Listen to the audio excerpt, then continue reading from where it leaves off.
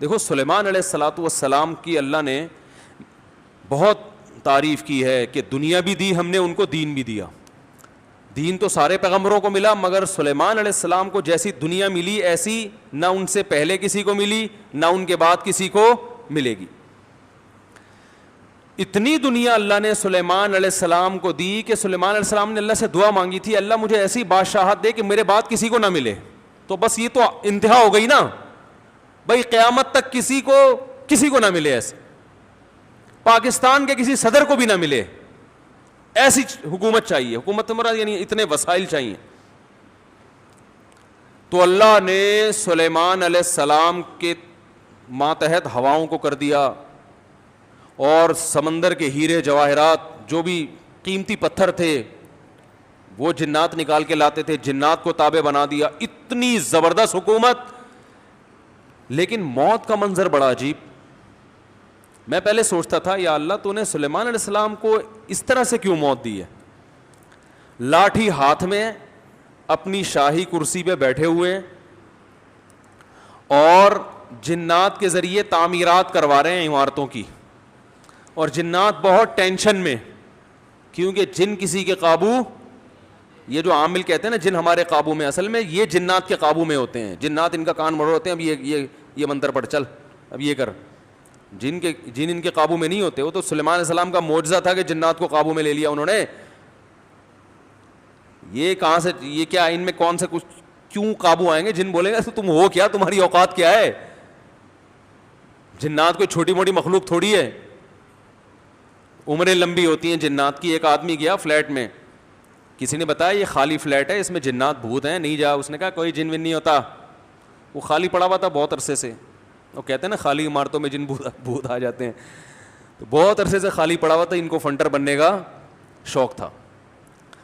لوگوں نے کہا بھائی نہیں جا اس میں بھوت ہیں. اس نے کہا کوئی بھوت نہیں ہوتا. گیا دروازہ نوک کیا، آواز آئی کون؟ کہنے لگا میں فلاں صاحب ہوں، آپ یہاں رہ رہے ہیں، میں نے سنا یہاں جنات ہیں، دروازہ کھولیے. اس نے دروازہ کھولا، عجیب سی گول گول آنکھیں. کہا بھائی میں نے سنا یہاں جنات ونات ہیں. کہہ رہے نہیں ایسی بکواس ہے، میں تو 500 سال سے رہ رہا ہوں، مجھے تو آج تک کوئی نظر نہیں آیا.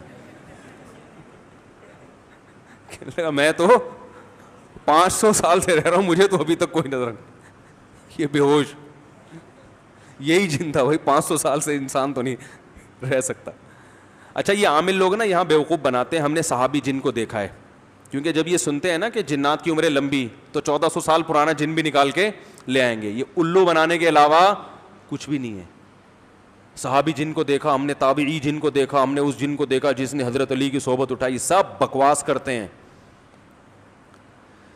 اور بعض ہمارے نیک لوگ بھی ان سے متاثر ہو جاتے ہیں، بڑے علماء بھی بعض ان سے متاثر ہو جاتے ہیں.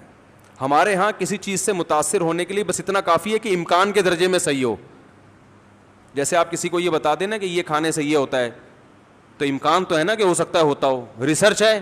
ریسرچ نہیں ہے بھائی، امکان کافی ہوتا ہے ہمارے ہر چیز. حالانکہ کسی بھی دعوے کے لیے امکان، بھائی میں دعویٰ کروں اس نے میرے 1 لاکھ روپے لیے ہیں، اگلا کہہ رہا ہے کیا دلیل ہے؟ میں کہتا ہوں ممکن تو ہے نا کہ تم نے لیے ہوں،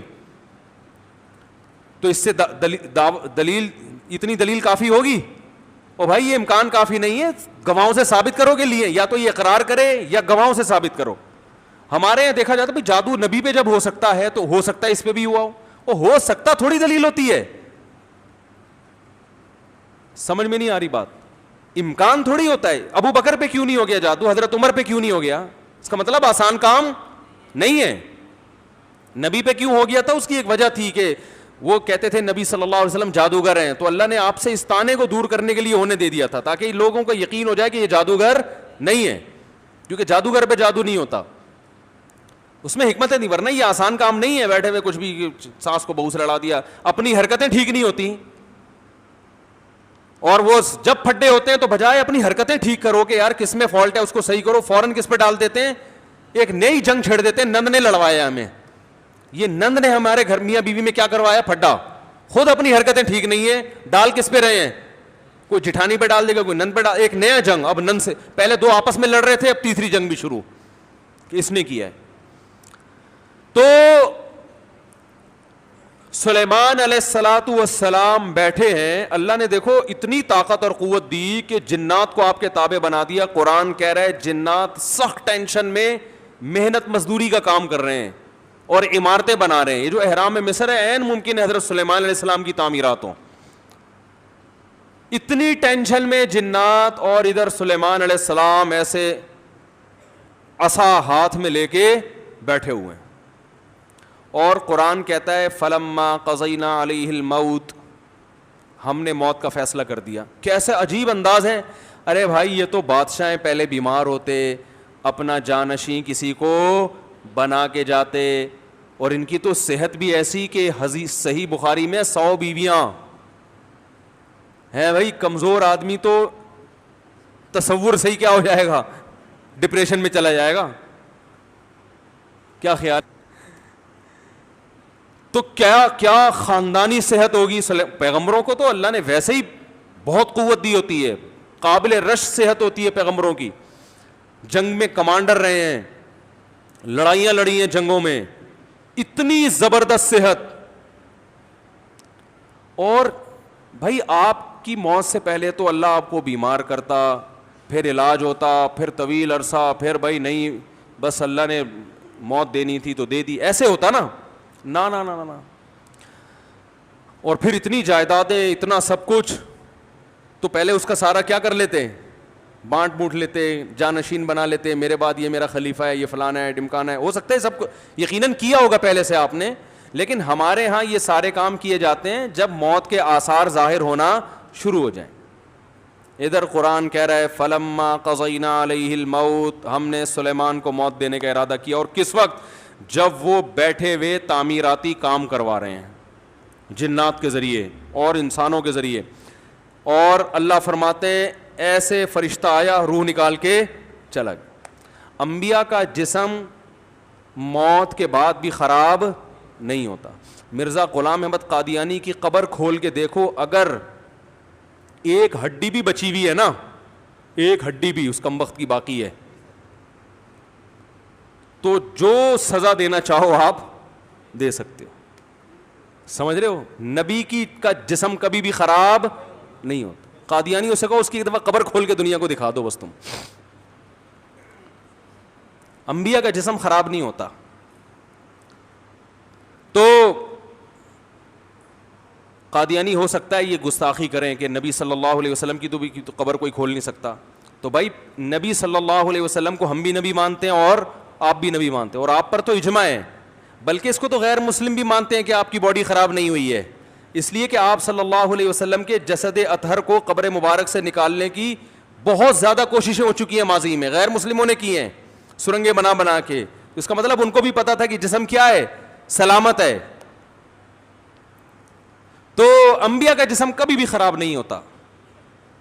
تو قرآن کہہ رہا ہے ادھر ٹیک لگا کے بیٹھے ہوئے ہیں سلیمان علیہ السلام, جسم سے روح نکلی ہے, اور پتہ نہیں کتنے دنوں تک اسی طرح ایسے ہی رہے ہیں. وہ چونکہ اس طرح سے ٹیک لگی ہوئی تھی کہ گرے نہیں ہیں. اب دیمک نے کھانا شروع کیا سلیمان علیہ السلام کی لاٹھی کو. ما دلہم علی موتہ الا دابۃ الارض تأکل من سأتہا. اللہ فرماتے ہیں زمین پر رینگنے والے کیڑے نے جب لاٹھی کو کھانا شروع کیا ہے, تو کتنے دن لگتے ہیں کیڑے کو لاٹھی کو کھانے میں, تو جب لاٹھی کو اتنا کھا لیا کہ بیلنس آؤٹ ہو گیا تو سلیمان علیہ الصلاۃ والسلام زمین پر گر پڑے. پھر جنات کو پتا چلا کہ بھائی ان کا تو بہت دن پہلے انتقال ہو چکا ہے. اللہ فرماتے ہیں کہ اگر جنات کو پہلے سے پتا ہو جاتا کہ ان کی موت واقع ہو چکی ہے, ما لبثوا فی العذاب المہین, تو اتنی سخت ٹینشن میں جو انہوں نے دن گزارے اس ٹینشن میں وہ دن نہیں گزارتے. جیسے ہی جنات کو پتا چلا کہ ان کا انتقال ہو گیا, جس نے جہاں اینٹ لگائی تھی نا وہیں چھوڑ کے بھاگ گیا. ان کو پتا تھا قیامت تک کوئی عامل کا باپ بھی مجھے قابو نہیں کر سکتا. جو کنسٹرکشن کا کام جہاں تک تھا نا وہیں سے جنات نکل لیے.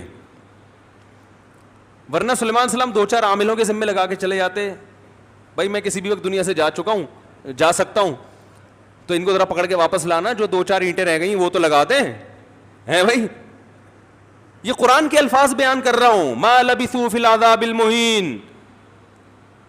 اللہ فرماتے ہیں کہ جنات کو پہلے سے پتا ہوتا نا کئی دن پہلے ان کا انتقال ہو چکا ہے, تو یہ اتنی سخت ٹینشن میں نہ ہوتے. وہ تو یہی دیکھ رہے ہیں یہ ہماری نگرانی کر رہے ہیں ایسے, کیونکہ چہرہ بھی بالکل اسی طرح, چہرے پہ رونق اسی طرح جیسے زندگی کے آثار ہوتے ہیں, بالکل وہی کنڈیشن.